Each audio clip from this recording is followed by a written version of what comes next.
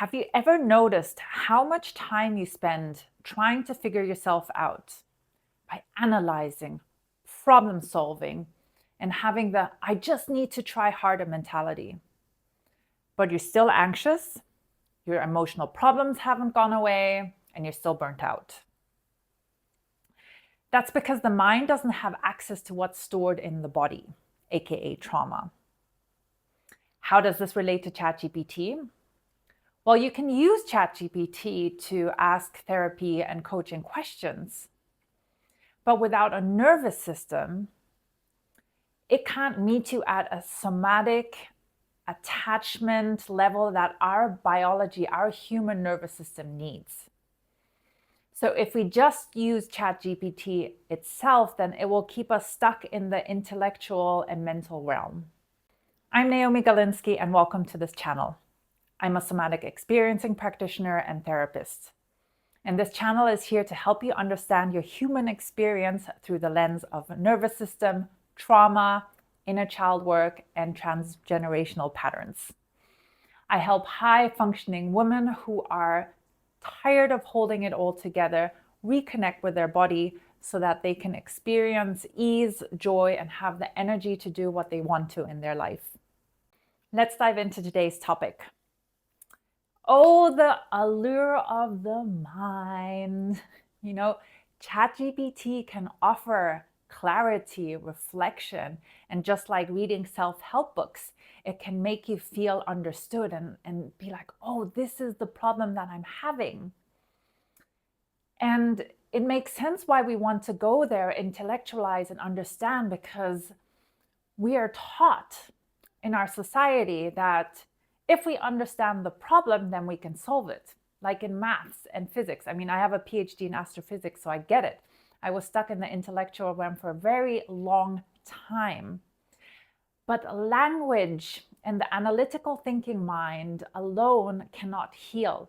It doesn't have access to the physiological part in our body that's holding on to the stored memory of the past, that's holding on to the emotions, where emotions are felt, where the trauma lives. For example, let's say you're a CEO or a corporate manager or have a job. And you wake up every morning with your mind busy with the to-do list, and the first thing you do is open your phone to check your messages. And that hypervigilance keeps you stuck in this fight-flight mode from the first thing in the morning to probably when you go to bed. ChatGPT can tell you that you are stuck in fight-flight. It might even tell you to practice meditation or some calming activities before you go to bed. But does that actually create the change that you want to get you out of your head? Unlikely. How does the body store emotions? I think you've all experienced, for example, the clenching of the jaw when you're frustrated or angry and you can't express that, then this gets tighter. Or the sadness and grief might feel like a tightness in the chest. Or you might have nausea or queasiness in the gut. And yes, a book can tell you about it, use language to explain it. But until you learn to feel it, feel the sensations, track the sensations, and notice how it changes, your body can't release these emotions. And that takes practice. That takes practice with someone who knows how to do it, who can help you track these sensations. And there's a really good reason why we don't know how to feel them, because it's so uncomfortable. And early on, probably like in our childhood, we learned how to shut those things down because our parents didn't know how to hold that space for us and allow us to feel that. They were uncomfortable themselves, most likely. So it requires practice, it's a journey, and it requires somatic tracking. And ChatGPT can't do the somatic tracking with you because a somatic experiencing practitioner or a good trauma therapist tracks your physiology through their physiology. So I notice what state my client is in through feeling my body and connecting with what resonance is happening in my body as the client is moving through a process. So I can't just give you an ABC of this is how to heal trauma, because the body has many different expressions of how to release trauma, how to release emotions. So it requires me to be present and attuned with a client moment to moment to help them through it and to help them stay with it. And that leads me to the importance of the biology of connection. So a somatic experiencing practitioner, a good somatic therapist, offers a regulated nervous system as a container for you, for the client's nervous system, to feel safe to drop into these uncomfortable processes. We have 4 ways of protecting ourselves, or 4 survival mechanisms for safety. One is the most primal one is shutting down. Then we have fight and flight. And then the last one that was developed for social mammals is safety through connection.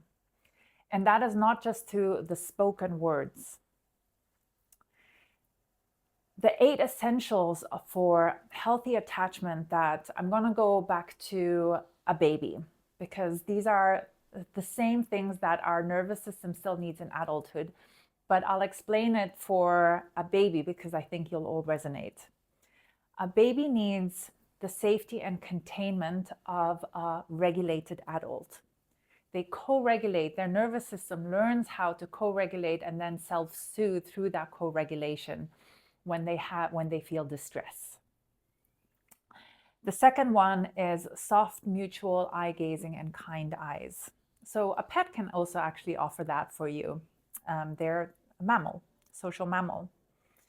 We need shared attention and focus. So the interest of someone being like, I want to get to know you, who you are, and express general interest.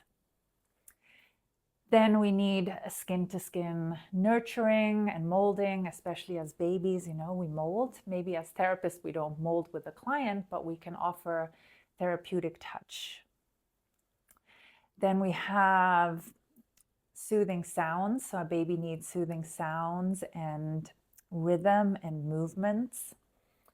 And we mirror a baby's sound and gestures as well.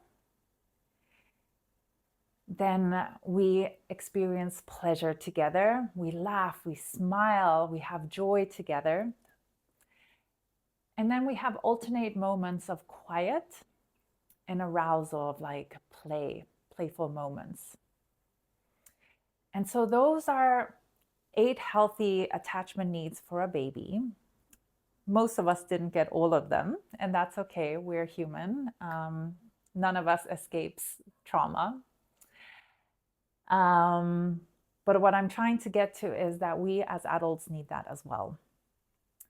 And ChatGPT can't give us those things because it doesn't have a nervous system.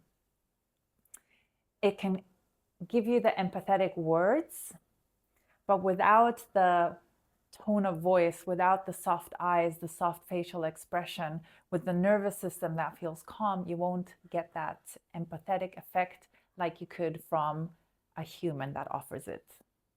And the last thing that I would like to offer you is that ChatGPT can offer you insights at the speed of typing and pressing enter. But healing is something that takes time. It's titrated. It's slow drops of making changes in your life, doing the processes repeated over a period of time that actually rewires the nervous system. And sometimes when we make meaning too fast, it hinders the process of feeling things somatically, because we're like, oh, I already know the answer to that. And then we don't go into our bodies and allow ourselves to feel that insight, to feel the story. For example, ChatGPT can tell you, You need to set boundaries with your boss. Here is a script of what you say. And somatic therapy and somatic experiencing helps you embody the boundaries so that when you set the boundaries, it radiates energetically out of you. And it's not just words and a disconnection from the body. Because boundaries that are embodied have way better effect than just saying the right words. In summary, ChatGPT is a great tool in gaining insights for creativity. I use it myself too, but as a supplement to my healing and my work. It can't replace the embodied connection and the rewiring of the nervous system and trauma healing at the somatic level. And real healing is not just about reprogramming the mind. You have to get into the body. And one last thing, somatic therapy isn't anti-intellectual.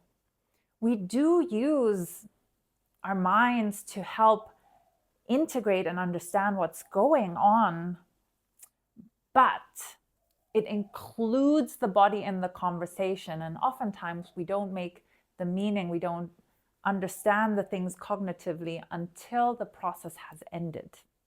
What are your thoughts on this? Please leave me a comment. I'd love to start a conversation with you.